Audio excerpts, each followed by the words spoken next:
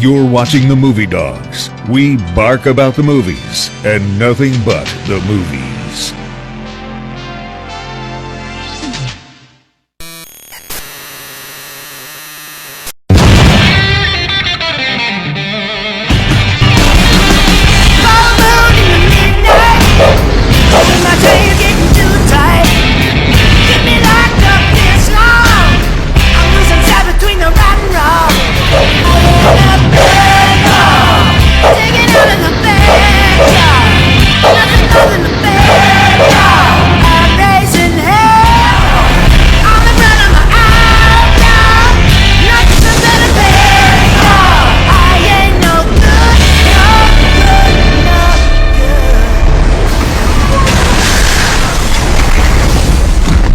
Welcome to the Doghouse.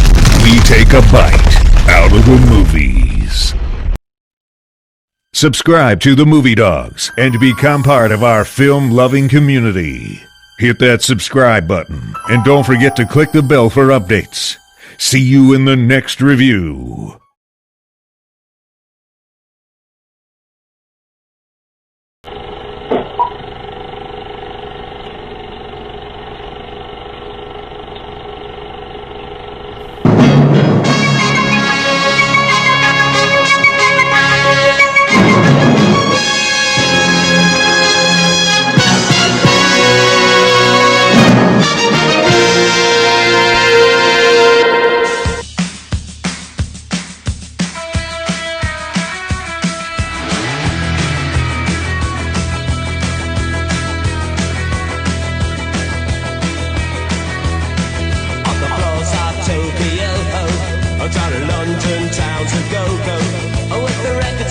And the mirror's reflection, I'm a dancing with myself. When there's no one else inside, in the crowd and lonely night.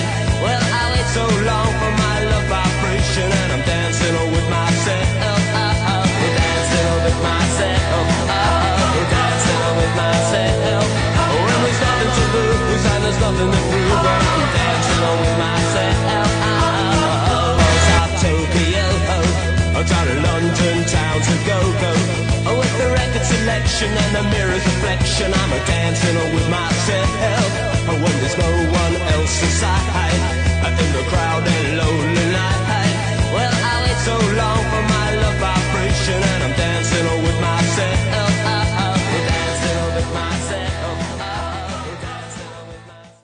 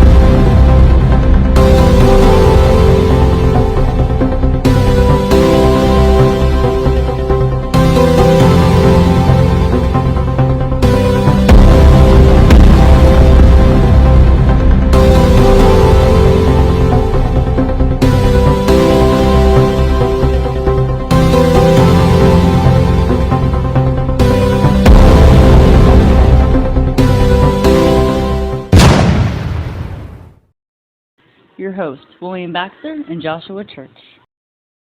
Hey everybody, for those who know, I am going to be taking that hiatus right after this video. I'll be gone probably till sometime October, and Josh is going to be taking over this show for a little bit, and I'm handing over the ceremonial keys.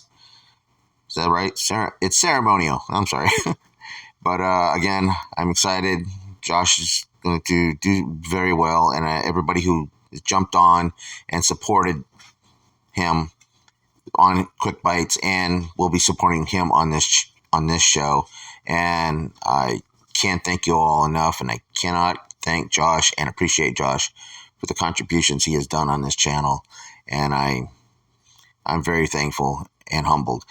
All right, folks, and I'll be back in 10 minutes to give you my thoughts on the movie. Enjoy this episode. Josh, take it away. Hey everybody, so back here on the Movie Dog show, and today we're going to be talking about Empire Strikes Back. Continue on our 80s journey. So Empire Strikes Back came out exactly 1 year before I was born.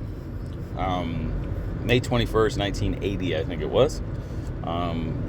And you know, like as a kid, like when I was first born, obviously the movie had, been out already. So I didn't get to see that one in the theater in its initial run, of course.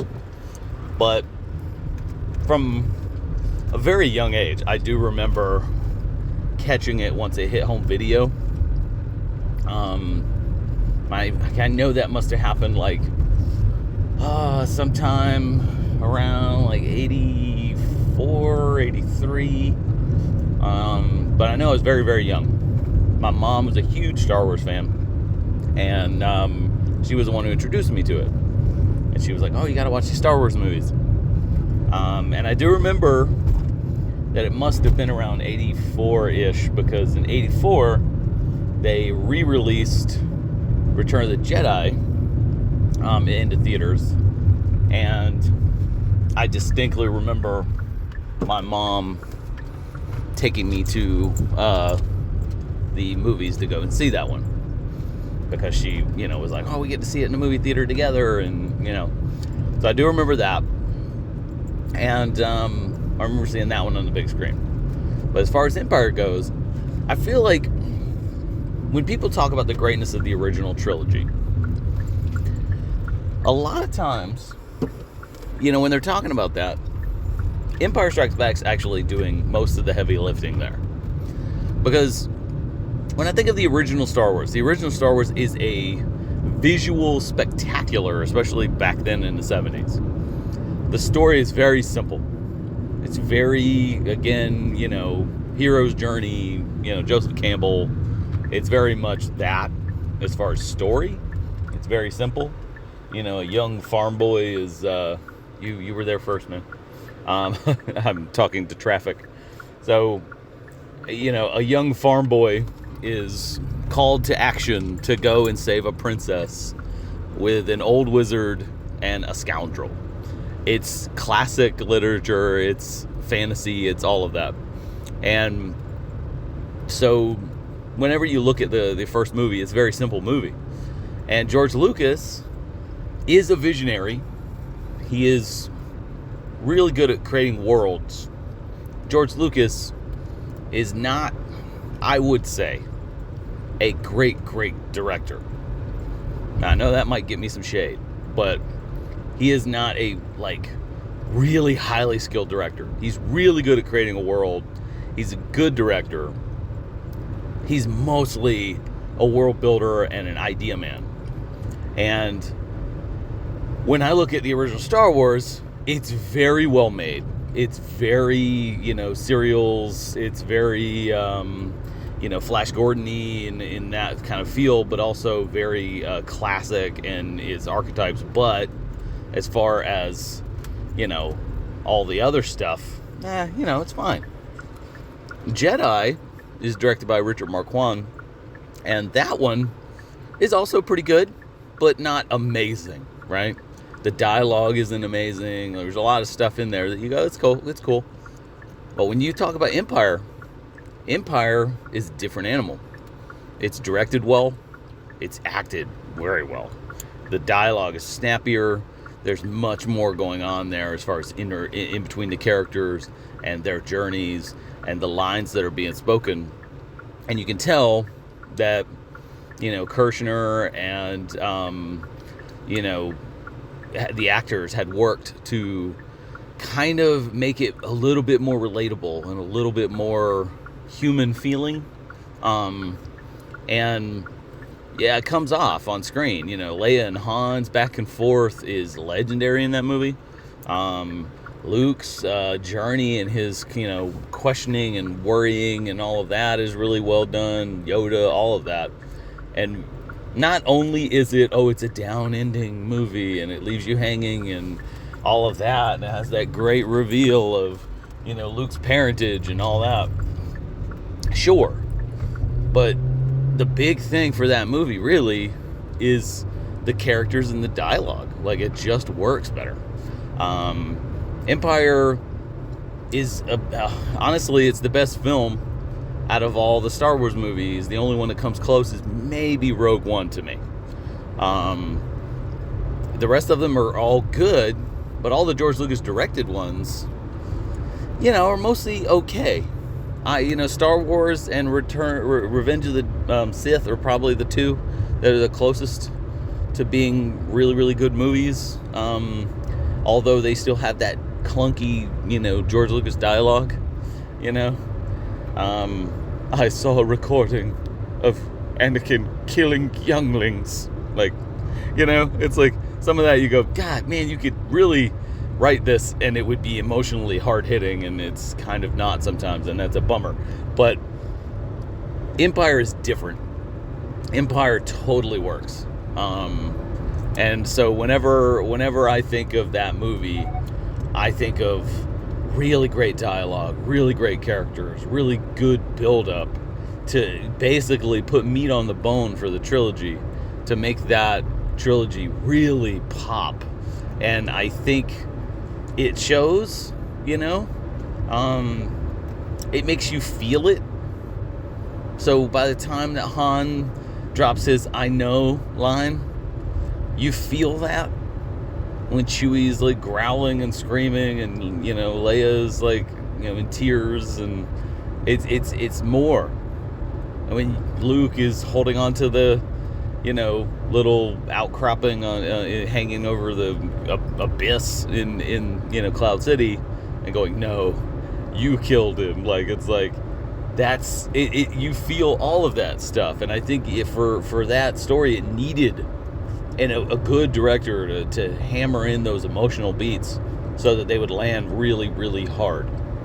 And while I feel Revenge of the Sith, definitely, I just think, man, if this was in the hands of a slightly better director, this movie would be like maybe even the best in all of the Star Wars movies. If it just had that, But George is, just like I said, notoriously a little rough around the edges when it comes to, directing humans. So, it is what it is. But when I look at Empire, it's definitely the best movie in all of Star Wars. I have great memories of sitting there and watching that over and over again on VHS. And the DVD eventually, whenever that hit. Same whenever they did the special editions and we all got to go to the theaters and see them. It's just, it's like the memories tied up with that are really, really strong.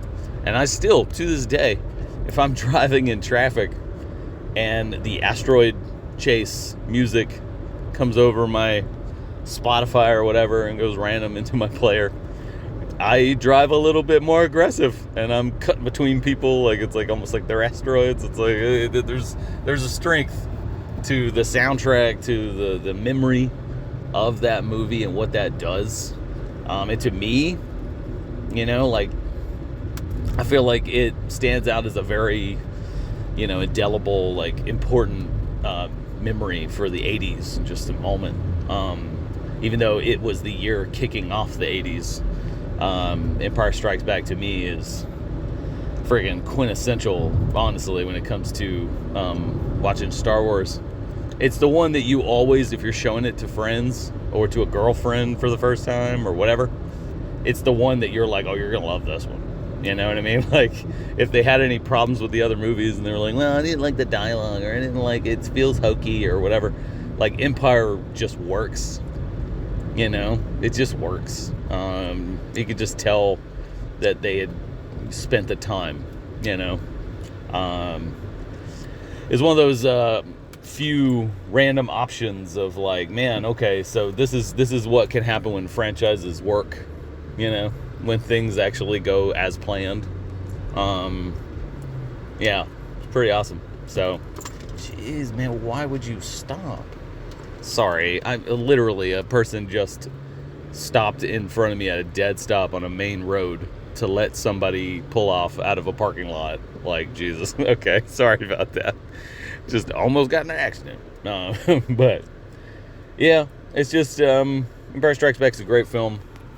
I give it, like, all the credit as far as Star Wars goes and how I feel about Star Wars, and the great memories that I have of watching that movie with my mom, of that movie being a kind of a guilty pleasure thing, that like anytime I fell and hurt myself or was crying or something, Mom would ask if I wanted Empire or Jedi. And it was like, here, this will appease him, make him feel more comfortable. But yeah, that's how I feel about Empire Strikes Back. Definitely the best Star Wars movie ever made. Definitely, I do not see that one being dethroned anytime soon, unless you just get a really, really talented director who would surprise us all with an amazing, film. So, you never know. But for now, the best Star Wars movie ever made. Alright, guys, I appreciate you, and I'll talk to you soon. Once again, I want to thank Josh, as always. Appreciate the hell out of him coming on in the show and guest hosting. Please, again, as I said earlier, support him as he will be hosting the show for a little while. And also, I want to say that when it comes to the We Are the 80s, I believe I'm not going to be doing it once a year anymore. I'm going to kind of bleed it into the show regularly in the schedule throughout, instead of doing a block of it during the summer, because there's so much out there I can still talk about, and I'm limiting myself to do that. So, little side note there, folks. But again, we're talking about Empire Strikes Back, and we all know the behind the scenes struggles that George Lucas went through. He left the Directors Guild, Producers Guild, Writers Guild because of the fact that he wanted it to be the same as the opening of Star Wars, the same with this, and put the credits at the end. And he wanted to save his director, Irving Kirsch, who was one of his mentors. And it just, all the stuff that we go behind the scenes, you can always look it up. But for me, this was one of my favorite memories in the movie theaters. How I always would do the movie moments and movie memories, little segments here at the beginning of the show's history. But for me, this was next to seeing Superman 2 and my mom telling me that Superman's winking at me. Going to Empire Strikes Back was one of my most memorable memories, going to the movie theaters. And reason being is mostly because I got to sit up the very front. And the theater that I was going to was an old theater that no longer exists in Crystal River.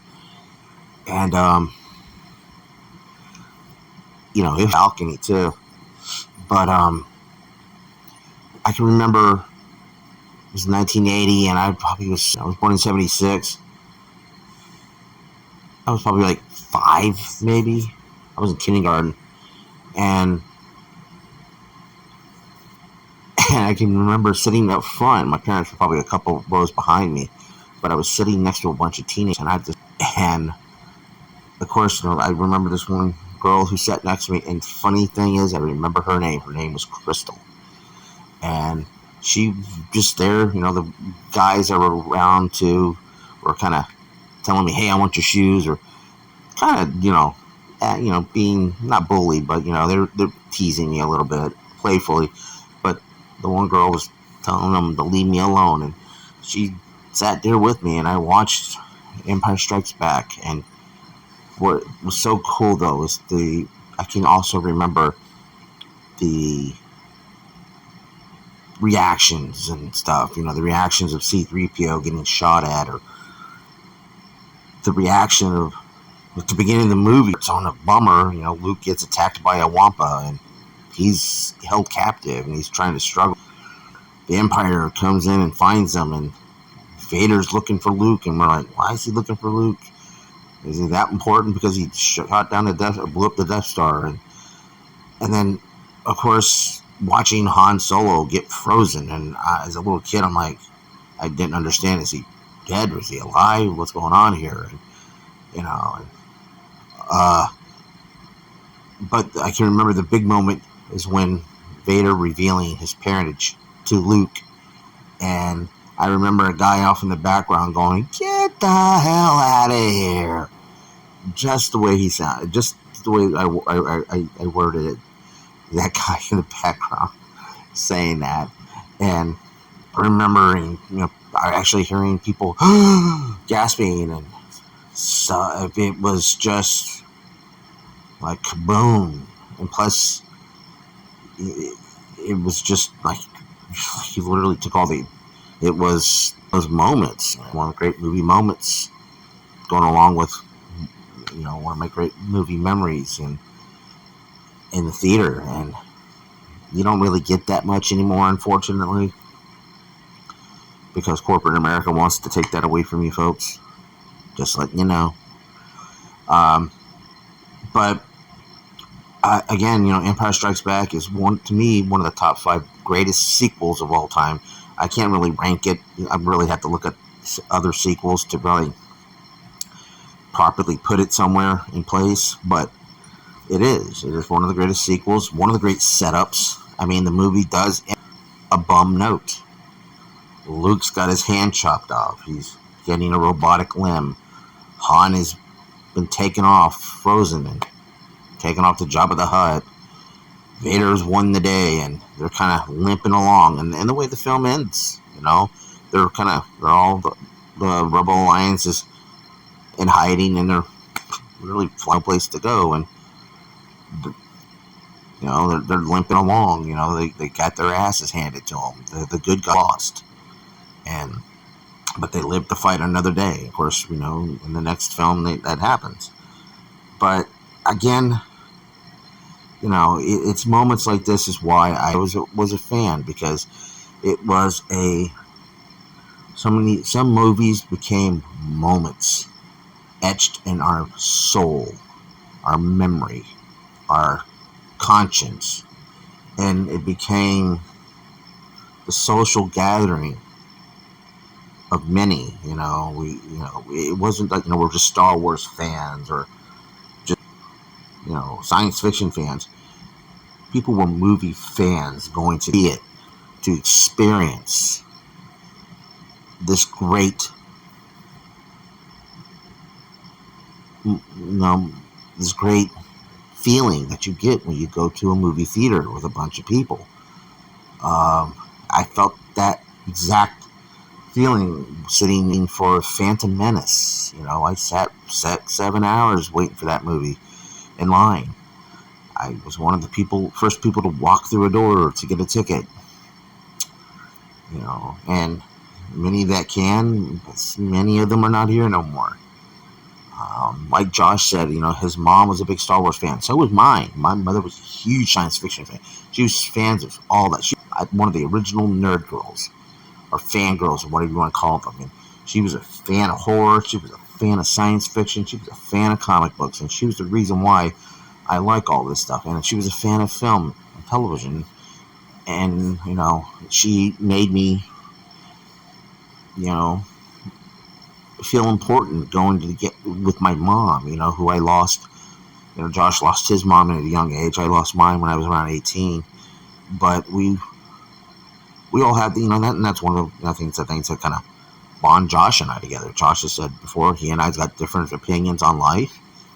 And he's a gun fan. I was not a fan. No saying about that, but I love joking about it. But again, Josh and I have common things. And that's one of the best things about movies, is that we're all gathered together because of the love of it. And we do love film, and we do love cinema. On top of Star Wars and Star Trek and comic books and any other type of movies, horror. It doesn't matter what labels attached to the celluloid. It's the conglomerate of people and a gathering of many minds, hearts, and souls for one common interest, and that's entertainment. So, as I said, I wasn't going to give you too much about the whole thing about Star Wars. Josh did pretty damn good job at the beginning. But for me, for my little send-off here for a while, I just wanted people to know that support cinema. Go to a movie theater. Enjoy it. Because we don't know when it's going to last. I hope forever. But movie-going experience is where it's at. It's great to have your physical media. Trust me, Sony, you're a dumbass. I'll just say it right there. And you guys have got to support that tradition. It's been around for over 100 years. Let's keep it around for 100 years more. Okay? All right, folks. Well, wasn't much of a review, but just me telling you guys thank you. Thank you so much. This year's going off great. Please support Josh as he takes over the show for a little bit. And again, guys, watch all our videos, all our 80s videos. They're all out there now. And by the time this comes out and everything, it's a few days shy of our 250th anniversary of this country's existence. And let's all unite together, okay? All right. I love you all, guys. And I will talk to you soon. Thanks for listening. Thanks for watching. And please keep on watching. Bye.